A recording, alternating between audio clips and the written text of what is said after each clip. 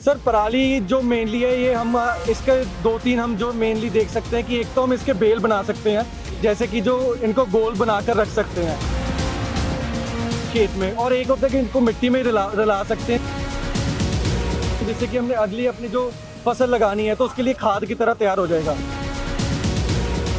ये मैसेज देना चाहूँगी कि किसान पराली को ना साड़े और जितना हो उसके पानी की बचत करें।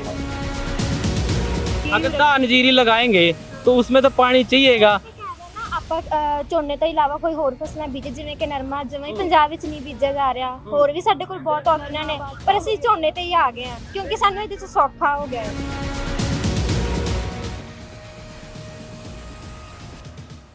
चढ़ती कला टाइम टीवी देखने वाले सारे दर्शकों ना राम राम, और मैं हूं थारे गेल सतीश कुमार सीकरी।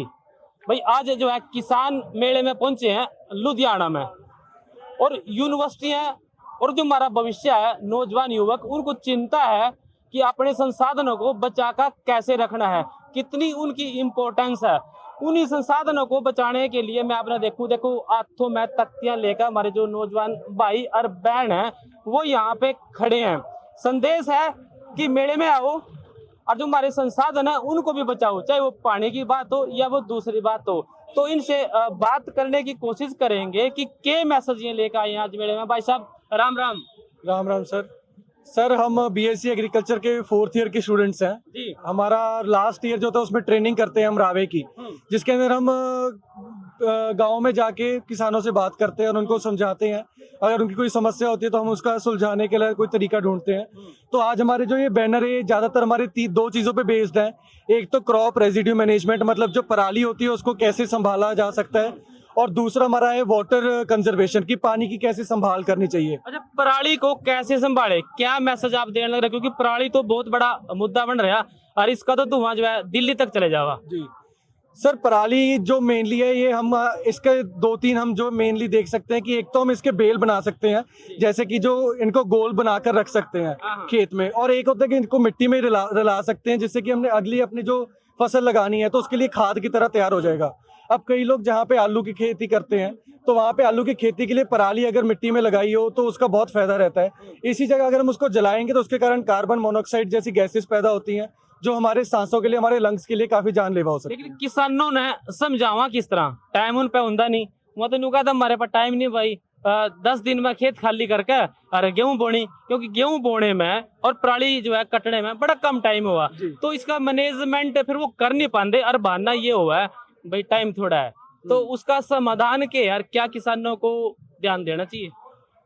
सर अगर ऐसा कुछ है तो हैप्पी सीडर नाम की मशीन होती है जिसके साथ हम उसको मतलब जब भी जैसे पराली है वो साथ में दब जाएगी और साथ में बीज भी डलता जाएगा, तो ये हैप्पी सीडर होता है। और इसके अलावा बीच में कई बार गैप होता है, जैसे अक्टूबर से लेकर नवंबर तक का गैप पड़ जाता है। अक्टूबर में जब क्या कहते हैं हार्वेस्टिंग करते हैं तो नवंबर तक का टाइम होता है, तो उस टाइम के अंदर हम कुछ भी मतलब उसको खेत को साफ भी रख के उसको जो पराली है किसी और चीज़ के लिए यूज़ कर सकते हैं। जो पराली होती है इसको मशरूम जो होता है खुम्बा, उसको उगाने के लिए भी यूज़ किया जाता है।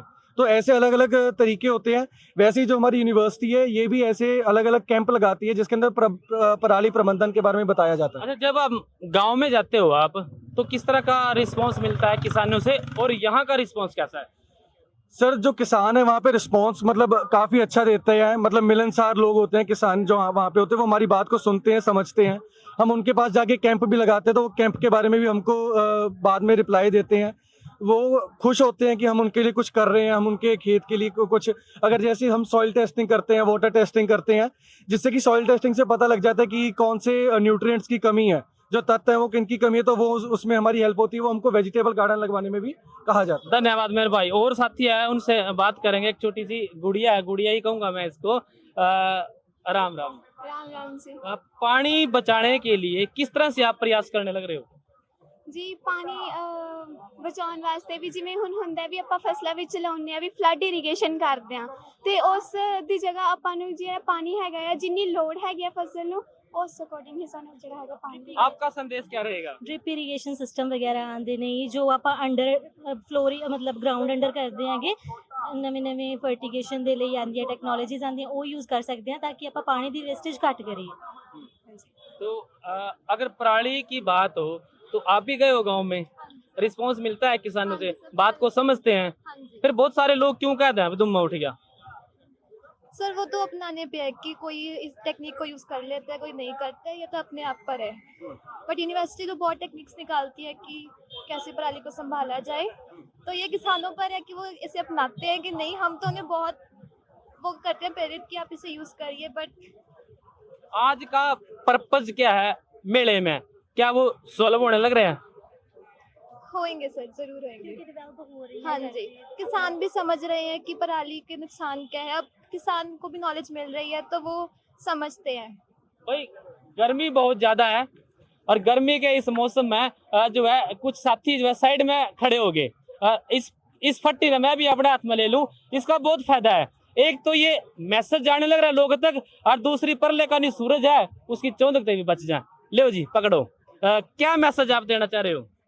मैं यही मैसेज देना चाहूंगी कि किसान पराली को ना साड़े और जितना हो सके पानी की बचत करें। किस तरह से बचत करें? पानी की बचत हिसाब से जितना पिए अगर धान जीरी लगाएंगे तो उसमें तो पानी चाहिएगा। ਆਪਾਂ ਝੋਨੇ ਤੋਂ ਇਲਾਵਾ ਕੋਈ ਹੋਰ ਫਸਲਾਂ ਬੀਜੇ ਜਿਵੇਂ ਕਿ ਨਰਮਾ ਜਮਾਂ ਪੰਜਾਬ ਵਿੱਚ ਨਹੀਂ ਬੀਜਿਆ ਜਾ ਰਿਹਾ। ਹੋਰ ਵੀ ਸਾਡੇ ਕੋਲ ਬਹੁਤ ਆਪਸ਼ਨਾਂ ਨੇ, ਪਰ ਅਸੀਂ ਝੋਨੇ ਤੇ ਹੀ ਆ ਗਏ ਹਾਂ ਕਿਉਂਕਿ ਸਾਨੂੰ ਇਹਦੇ ਚ ਸੌਖਾ ਹੋ ਗਿਆ ਹੈ। ਤੇ ਸਾਡੀ ਇਹ ਕੋਸ਼ਿਸ਼ ਹੈ ਵੀ ਅਸੀਂ ਹੋਰ ਫਸਲਾਂ ਵੱਲ ਵੀ ਜਾਈਏ। ये मैसेज है कि फसलों का विविधीकरण करो, उनको बदलो और बदल बदल का फसलें बो। अगर जीरे के पीछे पड़े रहोगे तो फिर जो है उसमें पानी तो ज्यादा लगाना ही पड़ेगा। कुछ ऐसी फसलें हैं जिसमें ड्रिप इरिगेशन हो सके, बागवानी कर लो, कपास लगा लो, बड़े कम पानी की फसल है। ਸਬਸਕ੍ਰਾਈਬ ਕਰੋ ਚੜ੍ਹਦੀ ਕਲਾ ਟਾਈਮ ਟੀਵੀ ਨੂੰ ਅਤੇ ਲੇਟੈਸਟ ਅਪਡੇਟ ਪਾਉਣ ਦੇ ਲਈ ਪ੍ਰੈਸ ਕਰੋ ਬੈਲ ਆਈਕਨ ਨੂੰ।